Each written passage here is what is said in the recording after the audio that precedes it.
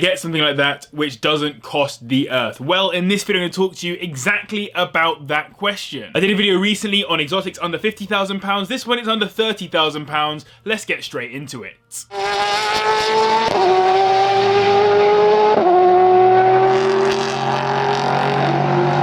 Lotus are renowned for making raw, track-focused, B-road bashing sports cars based on their hallowed mantra of simplify, then add lightness. We all know that, and you can see it evidenced in the Elise and Exige as their main two offerings. But what about the Lotus fans who want something a little bit more useful, more practical, and more comfortable? Well, that was the thought process behind the Lotus Evora, which dropped in 2010 to generally positive acclaim, paving the way for the new Emira to show up too. In base spec, it has a 3.5 litre V6 engine from Toyota, which puts out 276 brake horsepower, taking it to 60 in 5 seconds, which isn't setting the world alight, but it's not bad at all, partially helped by the fact it's still generally pretty light at under 1,300 kilograms. It was actually the first new platform by Lotus since the Elise and appealed to a wider audience in line with Lotus's goal, though some did question the interior quality in the early days compared with its competitors. The Evora is on the pricier side in this video, starting at around £28,000, with £30,000 getting you a 2010 example with 40,000 miles on the clock. That Toyota engine is incredibly reliable too, which is great news, though Lotuses generally have expensive parts, so repairs can be costly. I recently had the opportunity to drive the 981 Porsche Cayman S, and what an amazing car it was. Shout out to the long-term subscriber who let me drive and review his car, I really appreciate it. Unfortunately though it is possible, it is quite hard to get one for under £30,000. That said, you can get a Cayman S with the roof sliced off, it's just a different name, the Boxster S, with its 3.4 litre flat 6 engine that makes 310 brake horsepower, taking it from 0 to 60 in 4.8 seconds, all with the wind blowing through your hair, or lack of, depending on where you are in your midlife crisis phase. The handling is beautiful and the engine has way more power than you actually need. The great thing about Porsches in general is that they feel just as comfortable at low speeds as they do at high speeds. So if you want it to, a trip to the shops can feel like you're in an expensive Golf, but a trip to the track can feel like you're in something much more purposeful, and that rings true with the Boxster S. These start at around £24,000, and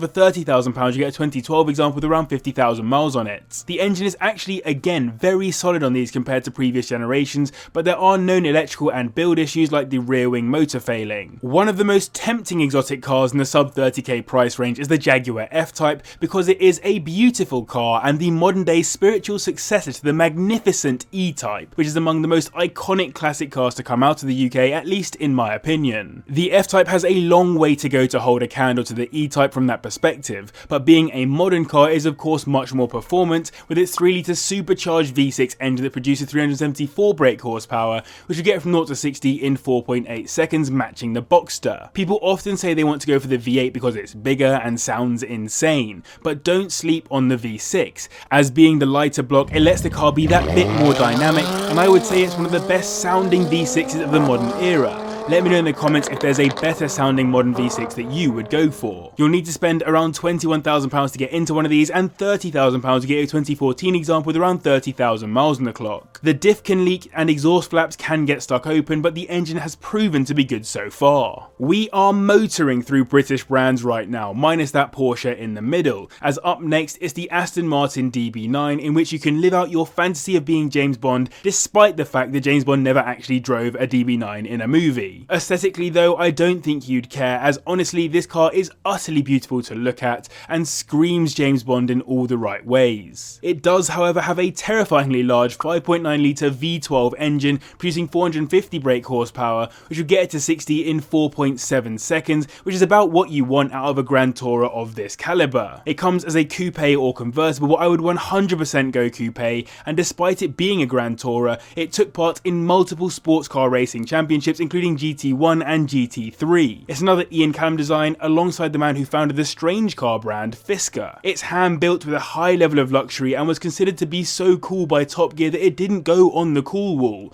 It got its own DB9 fridge. The DB9 starts at around the £25,000 mark, and £30,000 will get you a 2007 model with around 60,000 miles on the clock. It's known for heavy oil consumption, but engine and gearbox failures, though possible, are rare. Most of the problems that I could find people complaining about were build quality related. You're not going to believe it, it's another British car, and we're not even at the last one yet. There seems to be some correlation between British exotic cars and being available for less than £30,000, as the Bentley Continental GT Speed is one of the cheapest cars that you can get that will take you to over 200 miles per hour in standard spec. 202 miles per hour to be exact. That's all thanks to its 6-litre twin turbocharged W12 engine that produces 601 brake horsepower, taking it from 0 to 60 in 4.3 seconds, so it's not the quickest car on the list, but it's definitely the fastest. In terms of differences, the Speed got more power out of the engine, as well as a lower ride height on more aggressive springs and dampers, plus better anti-roll bars that make the car more agile. It's also got some extra tech and stiffer bushes to make it all that much more capable, turning it from a typical Grand Tourer to something that can actually be chucked around a corner. You'll get a Speed for a minimum of around £24,000, and £30,000 will get you a 2008 example with around 60,000 miles on the clock. I've said it before and I will say it again, reliability is generally not terrible on these Bentleys, but what is terrible is how much money you'll have to spend if you're one of the unlucky ones. I mean, you'll be spending a lot to maintain it regardless, so don't buy it unless you know what you're getting into. Quick plug, by the way, I'm only making this video because you guys asked for it by commenting on the last video and hitting the like button and getting it to over 1,000 likes, so do the same again and I'll make the same video again at under £20,000. Is it possible? You tell me. Hit the like button, let's get it. Okay, this is the last British car in this video, I promise. But I couldn't leave a car out for one of my favourite manufacturers that is, again, in my opinion, a pretty iconic car from the Blackpool organisation, the TVR Cerbera, which has an absolutely timeless design. There are actually multiple engine options available with it too, including the 4.2 litre V8 engine that makes 360 brake horsepower, taking it to 60 in 4.2 seconds, which isn't bad for a car that arrived all the way back in 1996. That name comes from the Greek legend three-headed beast that guarded the gates of Hades, which is literally how you would describe most TVRs. I've always loved the very strange interiors on these cars too. They're not to everyone's taste, but at least they're different. These start at around £24,000, and for £30,000 you'll be looking at a 1997 example with around 25,000 miles on the clock, meaning it'll have only done 1,000 miles per year at this point. One potential reason why this car might be so cheap is the reliability, which has been a bit of a running joke. I haven't got time to go through the common problems, but trust me, I have a lot of respect for Cerbera owners, given they are often willing to deal with a lot of nonsense for the love of these cars. Finally stepping away from British cars and crossing the pond to the US with the C6 Chevrolet Corvette, or as the number suggests, the 6th generation. In base spec it comes with a 6-litre LS2 V8 engine that makes 404 brake horsepower, which will take it to 60 in 4.1 seconds, and it will make a lot of noise while doing it. In my last video on depreciated exotics, I included the C6 Z06, which is a more aggressive version of this car, which to be honest, in the UK, I'm not sure anyone would know the difference unless you've got an absolute anorak on your hands, but then that's probably me. With that in mind, I won't bang on about it for too long, but one interesting fact is that it was the first Corvette with fixed headlights since 1962. £21,000 is around the minimum you'll find these listed for, and for £30,000 you'll get a 2005 example with around 40,000 miles on it.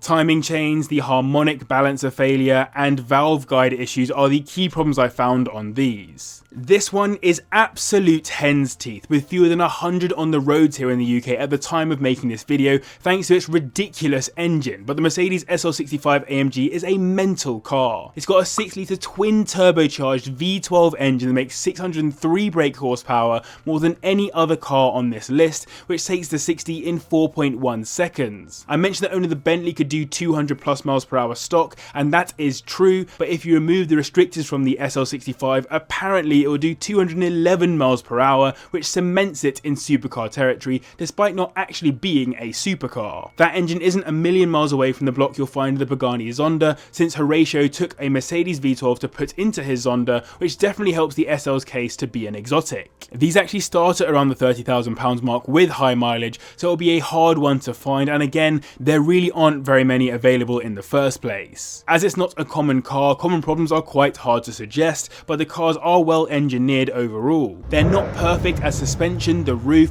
and coil packs are the main things I could find on forums. This is another rare one, but you probably wouldn't think it, and it's not quite as rare as the SL65. The Audi TTRS Plus has a few key changes from the standard TTRS, and there are fewer than 200 on the roads right now here in the UK. The Plus comes with an uprated version of the standard 2.5 litre turbocharged inline-5, but with 354 brake horsepower, taking it to 60 in 4 seconds, which is genuinely rapid. This is a more affordable R8 for me, given the formula isn't a million miles away, with the lovely body kit, all-wheel drive and aggressive interior, which doesn't change really between non and Plus examples. You do get a higher top speed out of the Plus though, as it's limited to 174 miles per hour. It's much more expensive than the non-Plus example, starting at £23,000, with £30,000 getting you a 2014 model around 20,000 miles on it, which is pretty solid. Known problems generally centre around the electrical and build aspects of the car, as that engine is generally pretty good, so have a good look around the different buttons and levers to make sure everything works. Taking the top spot is another car that I had the chance to review back in 2021, the BMW M4, which I was hugely impressed by for a number of reasons. One of those was definitely the performance that its 3 litre twin turbocharged inline-6 engine creates,